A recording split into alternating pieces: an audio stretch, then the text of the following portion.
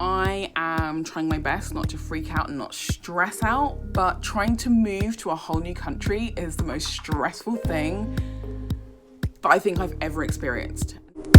I now officially have 31 days, 23 days, 16 days, 10 days, 7 days, 6, 3, 2. Back in like December, January, it was like early January, when I got my visa invitation to apply and everything, I thought that was going to be a stressful time for me. It was stressful, but it was nowhere near as stressful as what I'm dealing with right now, which is all to do with baggage and shipping. I'm going to try really hard not to mention the company names that are involved, because at least from my end, the company that I actually paid, they're not causing any issues. It's their partner that is causing a lot of issues. And I don't know why that is. Like, no one's really explained it. They kind of just shoved me into a corner and they're treating me like I'm some sort of terrorist. So I'm kind of stuck. I shipped a load of stuff off to Canada to my in-laws' house. It hasn't reached my in-laws' house. It's still being held in one of their HQ distribution center places. They're not releasing any of it until I send them a copy of my work permit. When you apply for any kind of immigration paperwork to move into a different country, especially one like Canada, they send you a port of entry letter. So basically they give you a year on that letter. Once you move into the country, once you actually land at the airport of your choosing, you can then swap your port of entry letter for your work permit, which basically means once it's stamped, it's from that day onwards, you have a year or 2 years, or however long it's supposed to be for you, depending on how old you are and what country you're from. I can't get my work permit until Sunday. It's Thursday.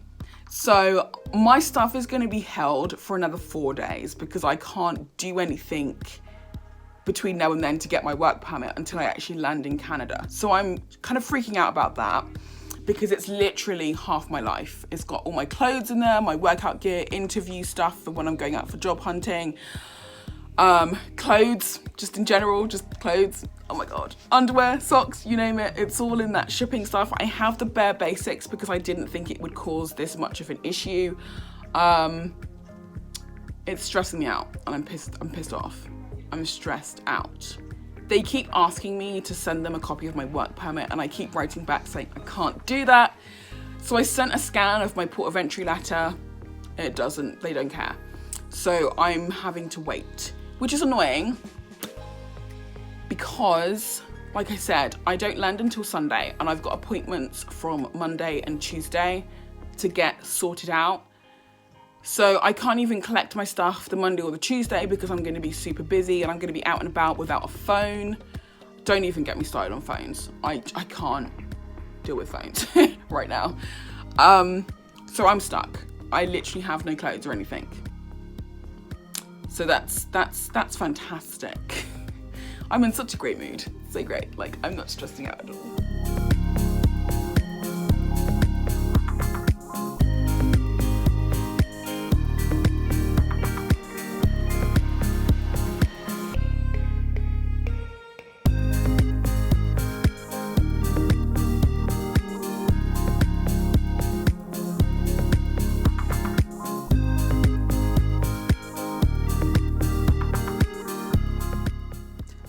Just to complete the countdown, 1. I've got 1 day to go. So I'm flying tomorrow. I'm now in my hotel room, which is currently, this hotel is called Yotel. This one's located at Gatwick. They do have a few other branches in other airports and locations around the world. But I chose Gatwick because this is where Air Transat happens to fly from once a day. So I was like, I'm gonna go out in a little hotel and see what's there. And I really liked the look of this one. I like the look of it, I like the feel of it. So this is where I've booked. Basically, I can't show you too much. I'm in my bed. But there's like this little kind of like pod thing. And there's like the TV at the end of the bed. There's like free Wi-Fi and stuff. Lights, so I can turn off the main lights. And then the room goes purple. and there's like a shower and bathroom just over there, but there's like a huge mirror. So again, I'm not showing you. But yeah, it's pretty neat. I like it.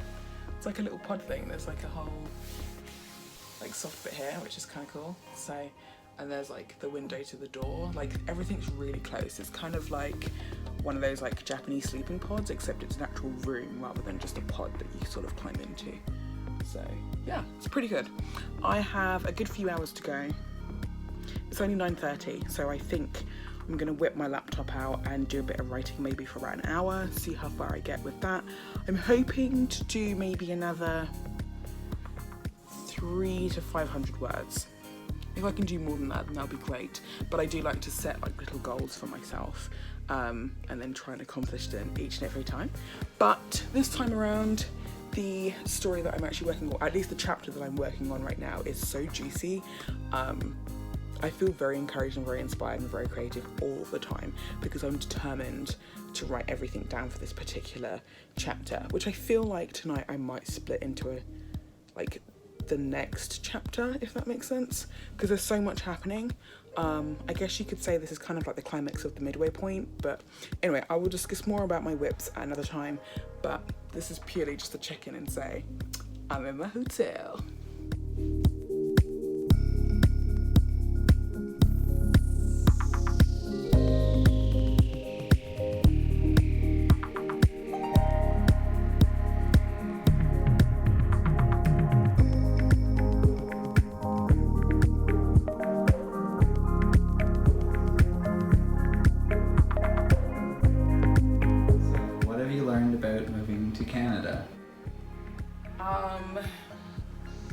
A bunch of things.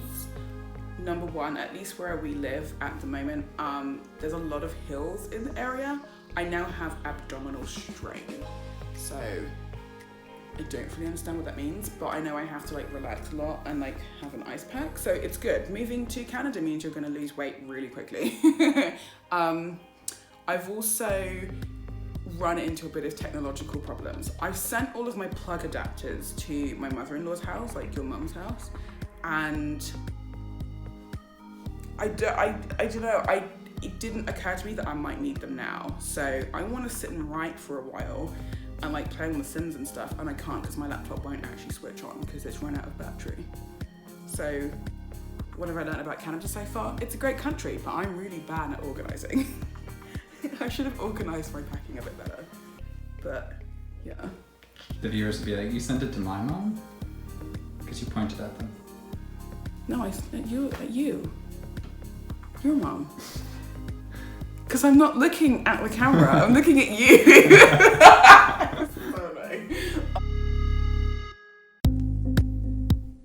So it's the next day. But it has been a few days since I've been here, since I landed. Everything's been going pretty well for the most part. I couldn't write or anything because I didn't have my adapter, like I said. Still no word on what's happening with my suitcases. So I guess I'll just have to wait and see what's happening there. And hopefully figure out why they pulled out my suitcases in particular, or if this is just a general thing that they do for all items being brought into the country, because if that's the case, then that's absolutely fine. But it's been really, really nice here. Went to the beach, went downtown, which was nice. It was nice to go back downtown because I hadn't been there for like 4 years. So it was good. Not a lot had changed, which was nice as well, because I remember the last time I was here, shops were opening and then closing because the rent was going up, everything was too expensive, people were making a profit, recession, that kind of stuff. But it's been really good. So we're just out walking the pup, and hopefully I'm going to try and see if I can collect a bit of footage maybe for a how I write poetry video. So we'll see how it goes, but yeah, I'm really happy to be here. So we'll just see how the next 2 years go. Thanks for watching.